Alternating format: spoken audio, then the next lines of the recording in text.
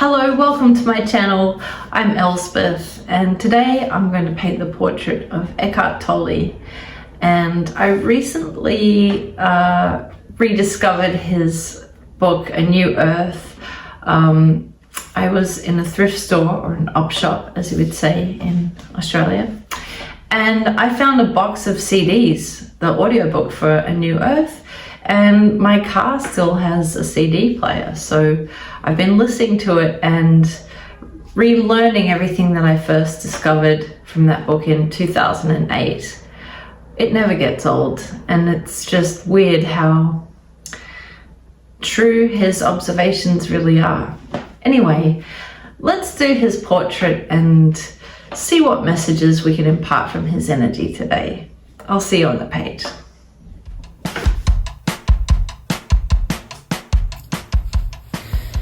All right, let's open the call with ECKART Tolle.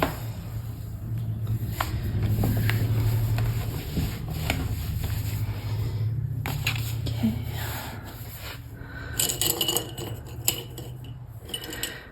The first image I'm seeing is of still water. It's like some sort of a dock, and I can see anchored boats.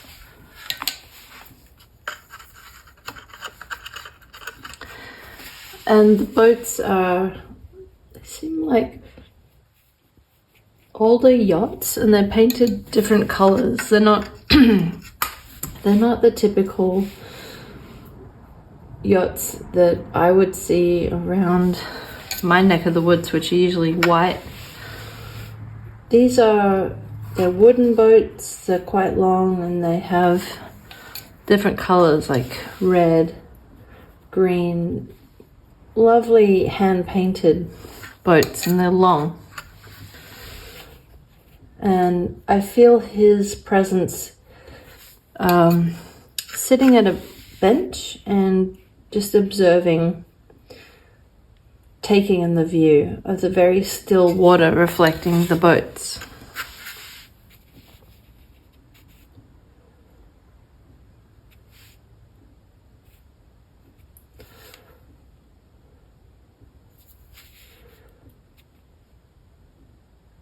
I'm now feeling a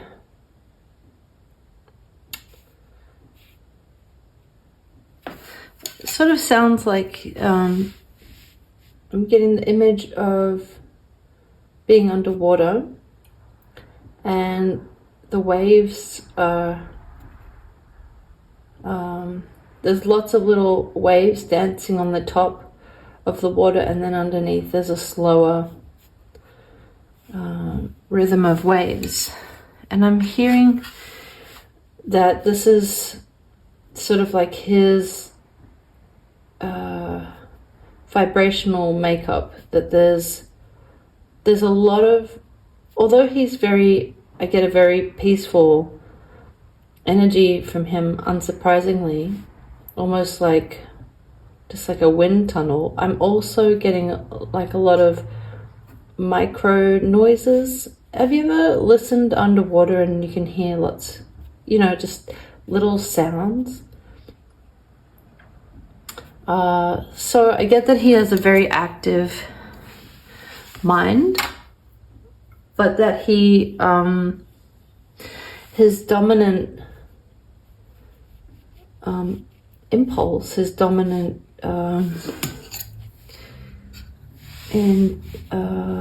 intentive, I'm not sure if that's the right word. His dominant intention is peace and calm, but there is a lot of like chatter in his mind, little micro noises. I don't know how else to describe that, but I'm sure you can relate.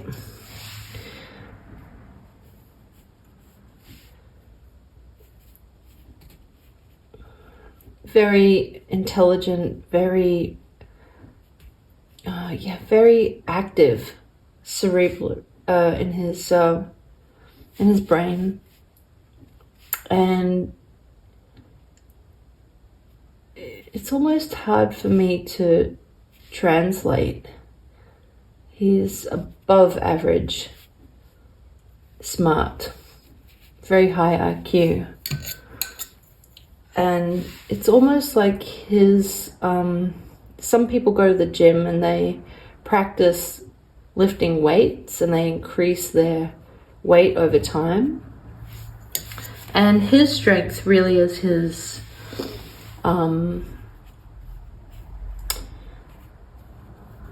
bringing his energy, almost like he's bringing his breath way down.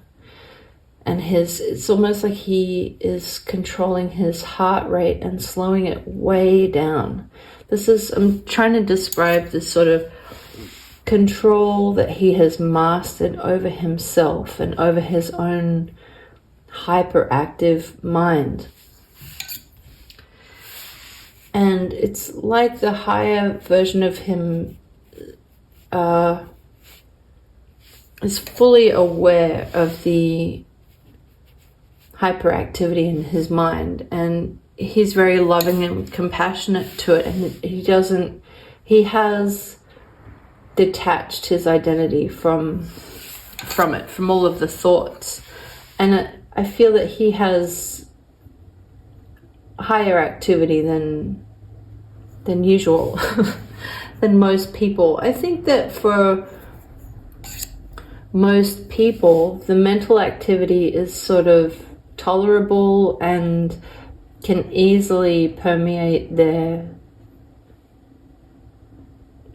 thoughts and their self-identification with it, because it doesn't feel too intrusive.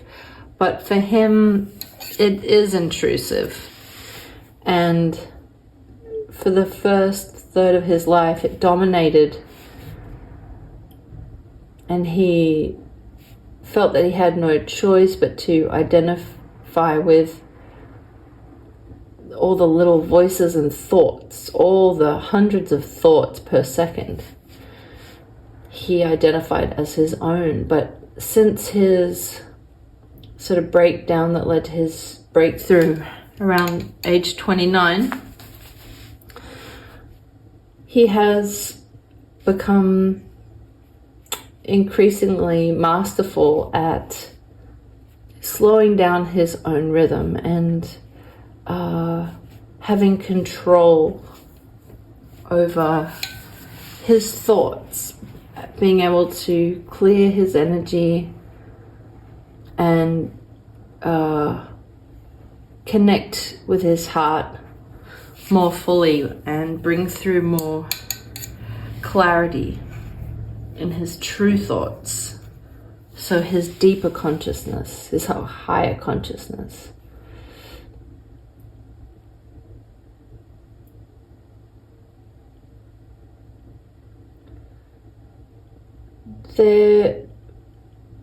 If I tune into the part of him that has thoughts, constant thoughts, it's still there, it's still happily inhabiting him, but it serves more as this is funny, I just heard the word speedometer.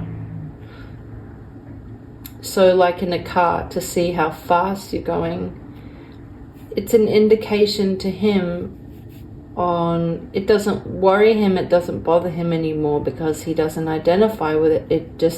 It's his speedometer on how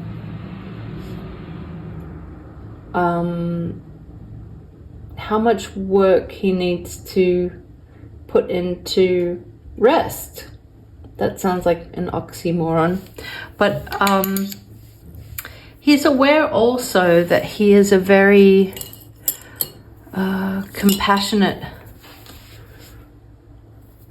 being, and that he can pick up very easily on the collective energy, especially if he's in the city. He can pick up on the vibrations of people's emotions and the density of their energy very easily. And it feels like it's taken a lifetime, but actually the transition was within seconds.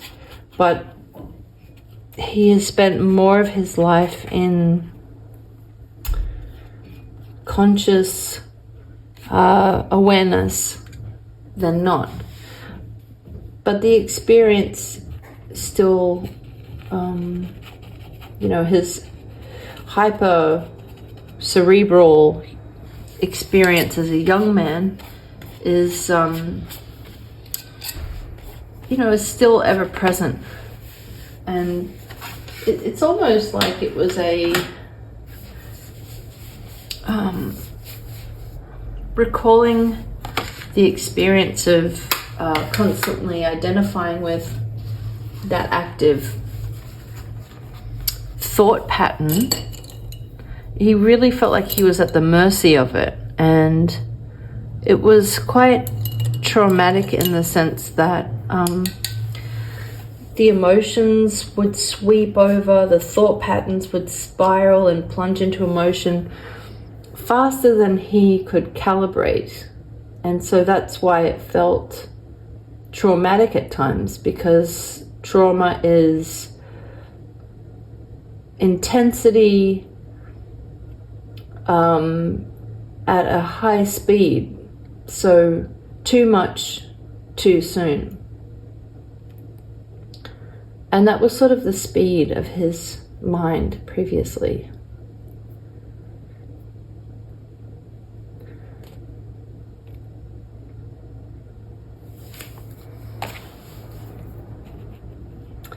I'm picking up of him as a young boy now. And I'm hearing the name, sounds like Pieter. Like P-I-E-T-A.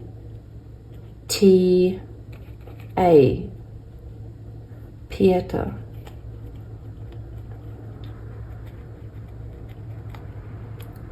That feels like a childhood friend.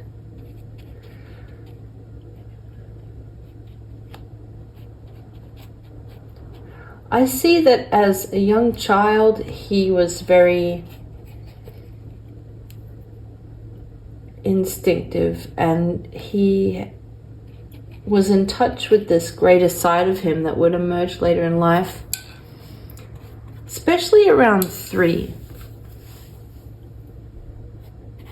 And so when he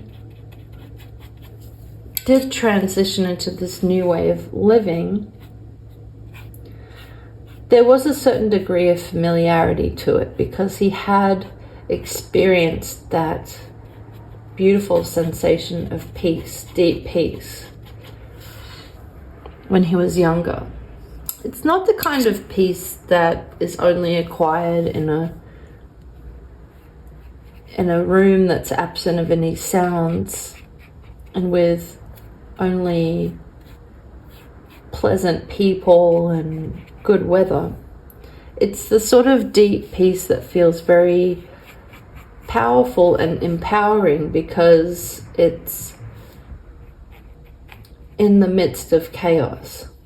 So he can walk through a very busy terminal at an airport and be more in touch with his higher self and his higher guidance and the collective peace. And he can tune into the peace in other people. It's like he walks around saying in his mind, the love in me salutes the love in you. The peace in me salutes the peace in you. And so that's what he draws out of people. That's what his experience is now.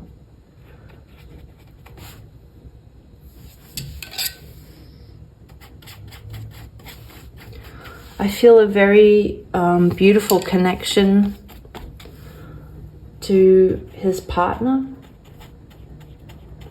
It feels very free-flowing, open-ended, very nurturing, very loving, very beautiful.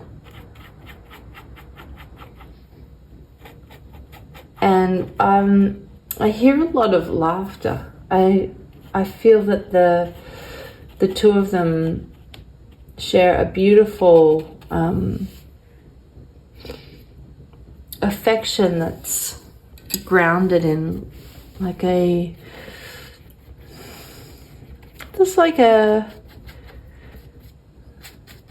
playfulness there. And they both have his partner also has a very strong grounded spiritual practice. So it's like they tend to their gardens individually, and they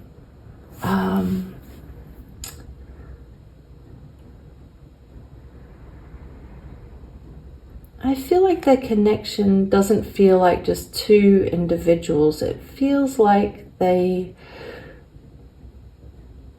partnership, sorry, it's like I'm having these big blocks of thought that are hard to translate a little bit.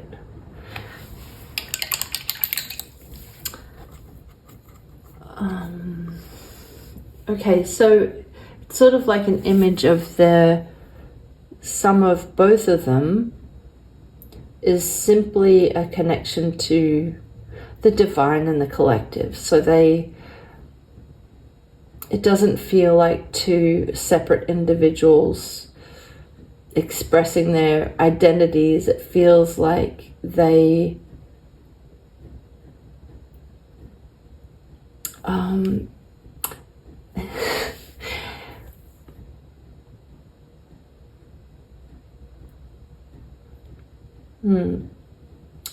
I guess it's like when you plug a lamp into the power socket, then the lamp lights up. They're a unit together.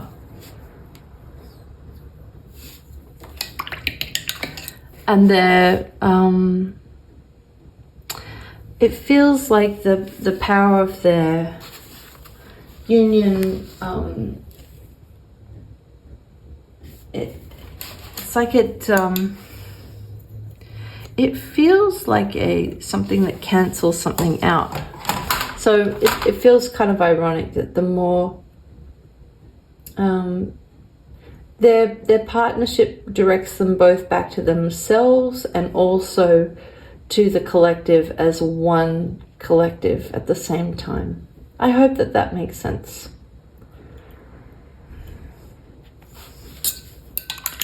A lot of partnerships can feel like two people trying to express themselves. Whereas, okay, here's another metaphor. Binoculars. They're like two different eyepieces from the same apparatus. That's better. And they see the world together, where they're two different sides of focal points, like a 3D set of glasses. One is red, one is blue, and together they make sense and see colors as they are. All right, that's the end of my description. I'm feeling his gaze to the world currently. And he doesn't feel worried. He doesn't feel impatient. He doesn't feel any of the feelings that we're feeling. He feels like it's like a knowing observance. He can also feel that his contribution is playing a part in the world's evolution at the moment, and that it is actually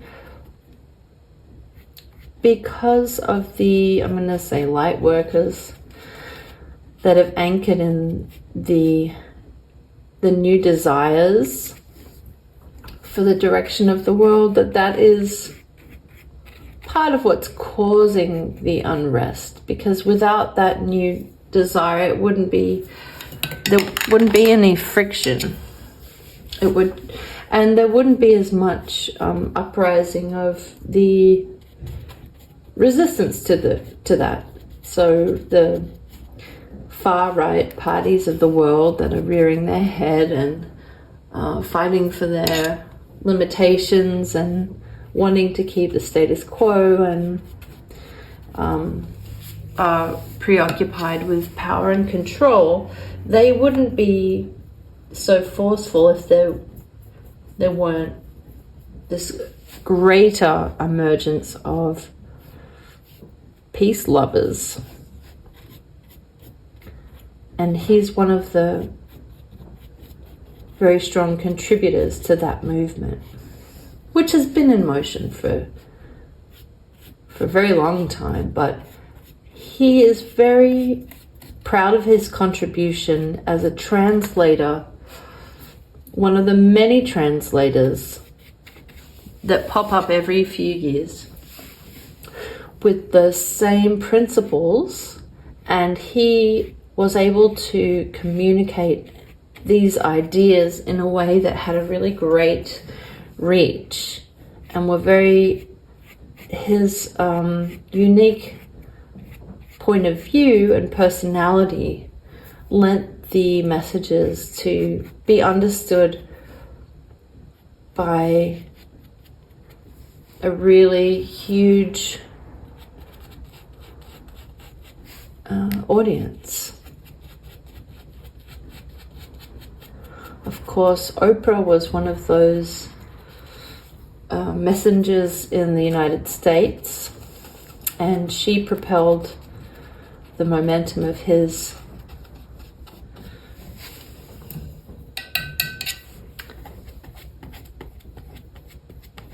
inspirational words. But I feel that he's quite delighted with the state of the world at the moment, not in the misery, but just as it's a symptom that things are changing, and that is good news. This is like a final fit of the collective ego. And he's putting a lot of his weight into, from where he stands, he is concentrating on focusing the direction of love and support and well-being and gratitude. He's focusing that attention to all living beings at a more concentrated rate than ever before. He doesn't feel worried, but he is observing this sort of collective tantrum that's happening.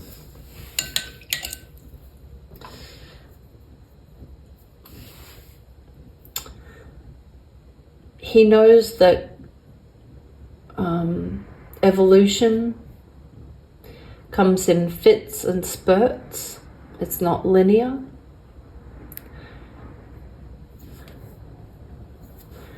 But he can look to other living beings like trees, for example, to see how the winds and the climate can affect the growth and the trajectory.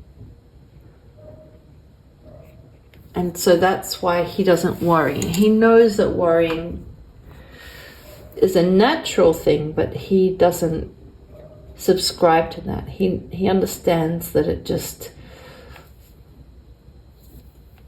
accelerates what you don't want. So he's just putting even more focused time and energy into soothing his personal audience, whoever is attracted to his information and his wisdom, he's focusing on that. On being a very cooperative component.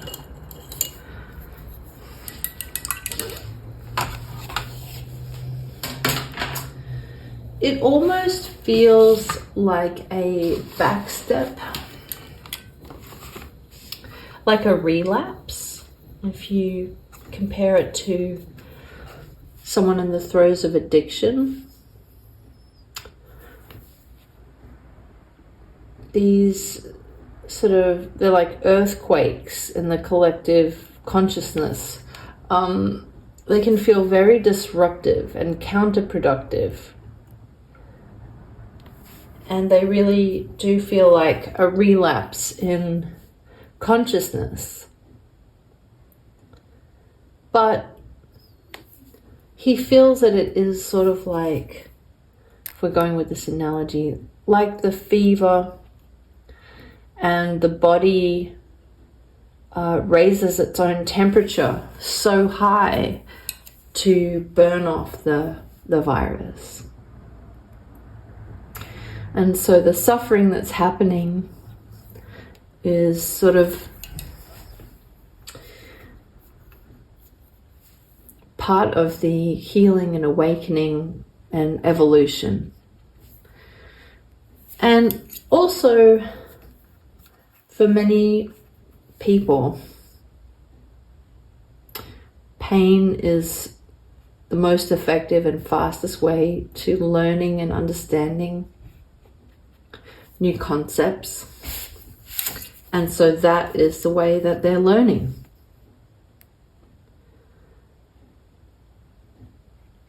So his message to all of us is to stay focused on your own path and your own learning, and that evolution and growth and spiritual enlightenment, at a base level, it feels good. It feels good to feel good. It feels wonderful when your heart is open and you're able to not just give but also receive love. And it's like the same lesson that we're learning in all of its different forms. But as a base level, that's what it's all about. And it's about infusing the giving and receiving of love in everything we do, in all ways, at all times. And how that looks in all different situations. That sounds very simple and very vague, doesn't it? But I think as humans, we can overcomplicate things because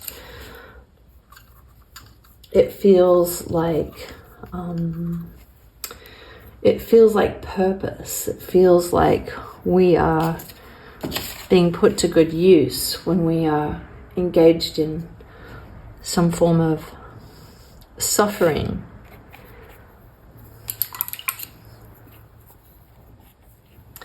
But that's really a fool's errand. And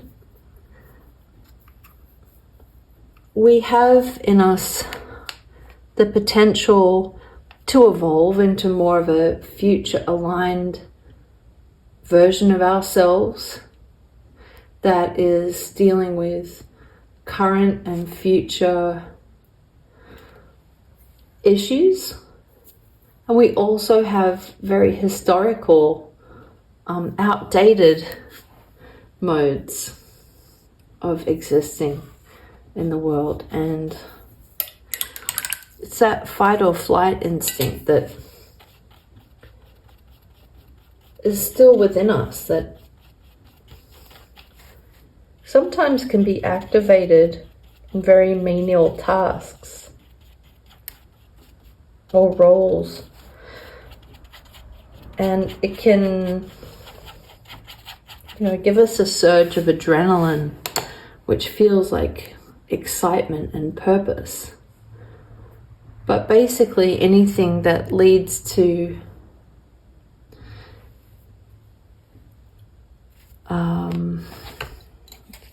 discordance in yourself is not worth it in the end. Sometimes the best thing you can do is to drop it, release your grip on it. Let the momentum ride out and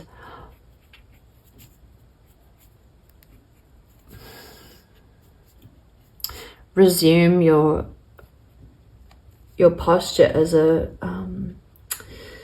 cooperative component rather than a controlling microorganism trying to change the direction of the ocean.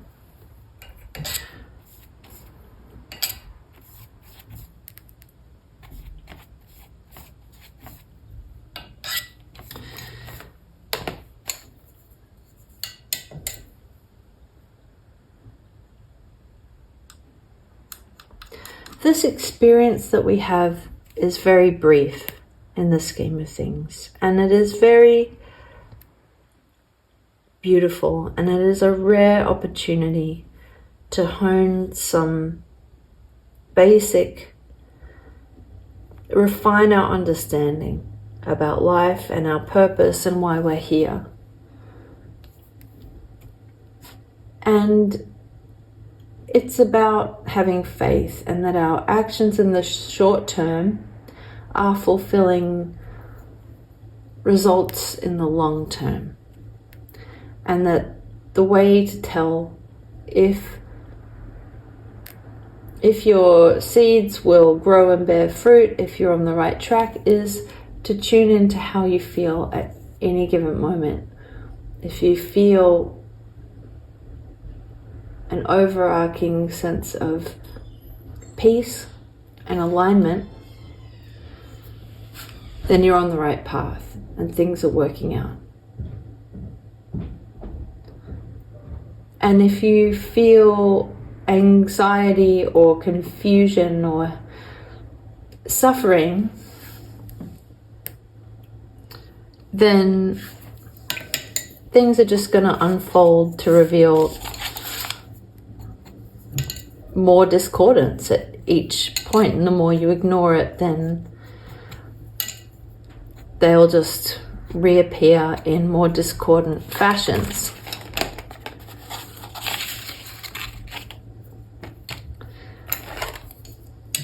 So sometimes our purpose can be as simple as being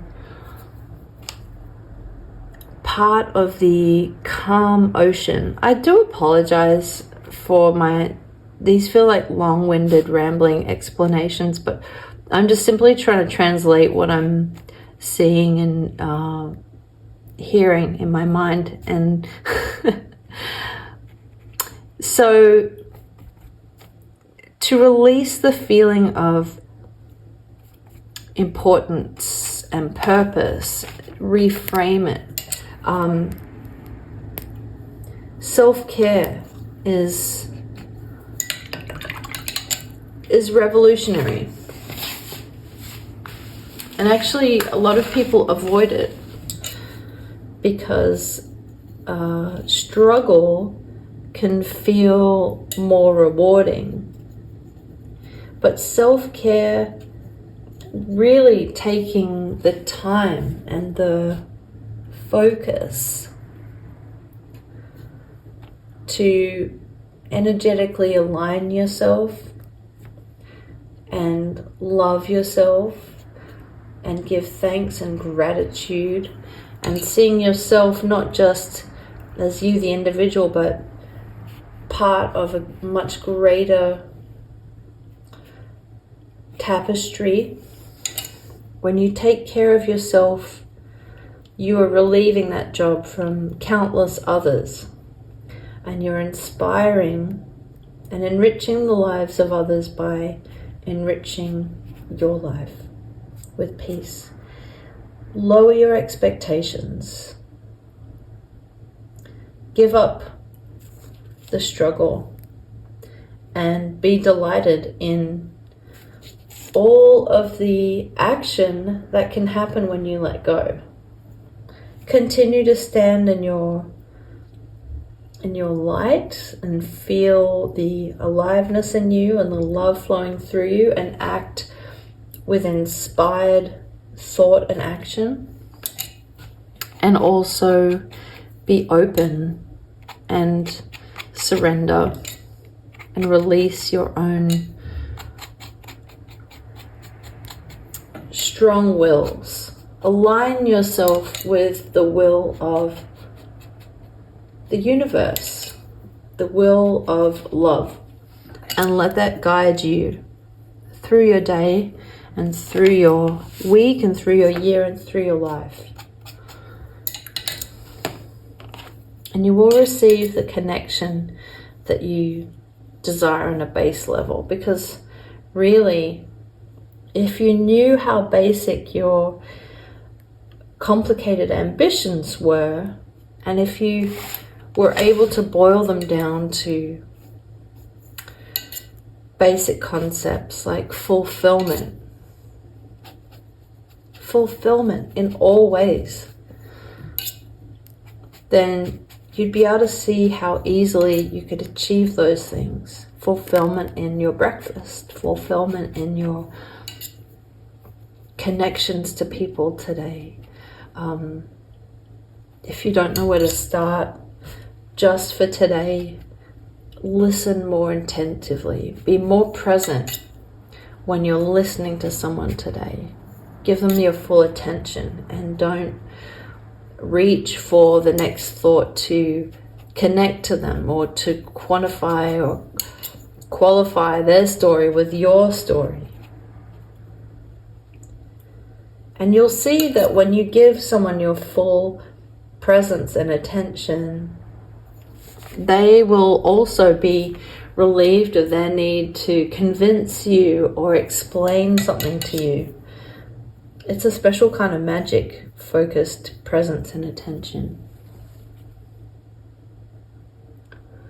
So that feels like I finally got to the main message here. Thank you so much for watching this episode. I was a little intimidated by my own desire to paint him today, because the thing is, I have no idea what I'm going to say until I say it, because it's not coming from me. So there's that hesitation, like, will I have anything to say? But no, I won't. I won't have anything to say. It's not coming from me. So I never really know. But I've been putting more energy into the preparation for these, so that I am a better receiver and conduit of the messages. So I really hope that something reached you today, and that at a base level this was quite entertaining for you.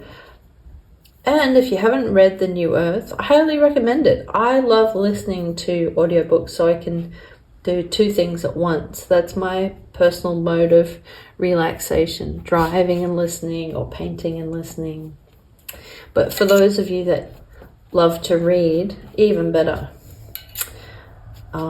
It's a really special book. And of course, there are other books, The Power of Now, and there's countless interviews and lots of content of him speaking online. How wonderful to have these people alive with us on the planet at this time. What a gift. And how special to have all of you at this time. So thanks again, and I look forward to seeing you at the next video. Take care.